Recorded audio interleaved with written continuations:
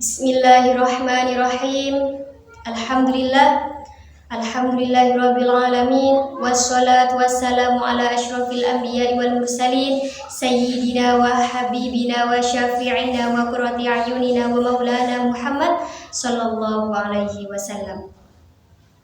Pertama, marilah kita panjatkan puja dan puji syukur atas kehadiran Allah Subhanahu wa Ta'ala, yang mana pada malam hari ini kita dapat berkumpul di tempat yang insya Allah penuh barokah ini. Amin, amin ya rabbal alamin. Salawat dan salam tetap tercurah limpahkan kepada junjungan kita Nabi besar Nabi Muhammad Sallallahu Alaihi Wasallam, yang telah membawa kita dari alam kegelapan menuju alam yang terang benderang, yakni ad-dinul Islam. Baik, ceramah kali ini kita dapat pesan ya dari salah satu jamaah.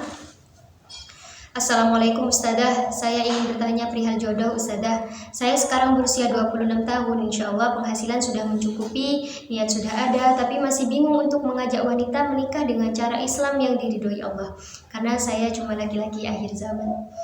Baik, ini kasusnya sering terjadi nih. Mahar sudah ada, tanggal pernikahan sudah ada, penghasilan sudah ada, calon belum ada. Nah, bagaimana caranya? Ikhtiar, itu dulu poinnya. Ikhtiar. Nah, niat sudah ada, mulai berdoa. Mulai apa? Berdoa. Minta petunjuk pada Allah bahwa menikah itu untuk beribadah, menaati Allah dan Rasulnya. Itu dulu poinnya. Nah, kalau kita nanti sudah berdoa dan diniatkan, maka Allah akan mengatur semua jalan ikhtiar kita untuk mendapatkan sesuai dengan niatnya. Jadi niatnya jangan cuma untuk menikah, hati-hati.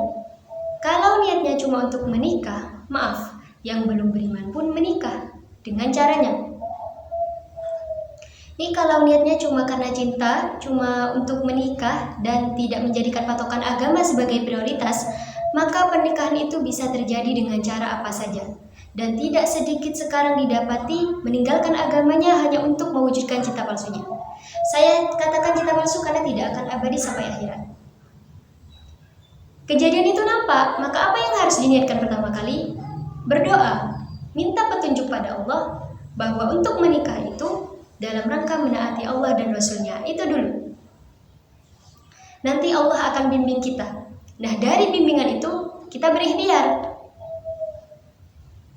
Kalau menaati Allah dan Rasulnya, carinya di tempat-tempat yang mendekatkan diri pada Allah Subhanahu wa Ta'ala. Jadi tidak akan mungkin mendapati di tempat-tempat yang jauh dari Allah. Maka antum mulai mendekati tempat-tempat itu. Majelis ilmu, ke masjid. Nah, dilihat itu akan didorong oleh Allah Subhanahu wa Ta'ala, dan akan ada suasana-suasana yang akan ditemukan oleh Allah Subhanahu wa Ta'ala. Bisa jadi nanti gak apa-apa, gak usah malu ya. Kalau mencari itu gak usah malu. Ini untuk laki-laki yang belum menikah. Nah, di atas ini bisa tanya-tanya pada teman, misalnya ke pesantren-pesantren, masuk silaturahim pada kiainya, pesantren ahli Quran. Sampaikan seperti Anda berani menulis seperti ini. Anda sampaikan, Alhamdulillah Pak Kiai, usia saya sudah 26 tahun, harta sudah ada, penghasilan juga sudah ada. Izin Pak Kiai, apakah di antara 1000 santriwati ini kira-kira ada yang cocok dengan saya?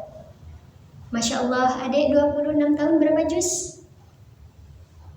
Alhamdulillah Pak Kiai, cita-cita saya 30 juz, sekarang masih juz 30. Oh, gak apa-apa, nanti saya carikan yang sudah 30 juz, jadi bisa mendampingi sampai ke juz 30 itu. Nah, jadi berpikirnya positif. Kiai-kiai yang baik itu pemikirannya seperti itu. Nih ada nih kisah nyata. Suami istri sudah menikah, suaminya kerja luar biasa ya. Nah, 1 kali izin untuk itikaf menghafal Al-Quran. Nah, ini bisa ya untuk laki-laki yang di atas nih dan perempuan-perempuan yang sedang bekerja. Nah, antum kan dalam 1 tahun masih aktif cuti kan. Terkadang ada beberapa hari, 14 hari ya kurang lebih, Nah, bisa tidak antum tempatkan 10 hari terakhir di bulan Ramadan, minta cutinya pas itu, supaya bisa itikaf. Nah, itu niat betul itu. Lanjut cerita ya. Nah, singkatnya hafal 3 juz. Dia menyimpulkan pada dirinya sendiri, ya Allah, aku kemana saja 10 hari bisa 3 juz. Sedangkan dalam puluhan tahun aku hidup dalam kesibukan, tidak meninggalkan pekerjaan dan tetap bekerja. Masya Allah hafal 3 juz. Nah, maka apa yang dia lakukan? Sejak saat itu dia menata dirinya untuk hafal Al-Quran 30 juz. Istrinya mensponsori, ya, jadi sponsor dengan tenaga, dengan waktu, mensupport. Masya Allah Abi, katanya, ayo mama juga pengen ikutan, gitu katanya. Nah, kompak tuh dua-duanya, setoran sampai hatam 30 juz. Suaminya itu bahagianya luar biasa, Masya Allah. Istrinya menyemangati lagi, kalau bisa Bi, sampai dapat sanad supaya betul-betul hafalannya itu lebih bagus lagi. Nah, suaminya semangat lagi. Suaminya hafalan lagi, setoran lagi, dan sampai dapat sanad. Suatu ketika suaminya sedang di rumah, nah sedang beres-beres ya, sedang iseng buka lemari pakaian di rumahnya.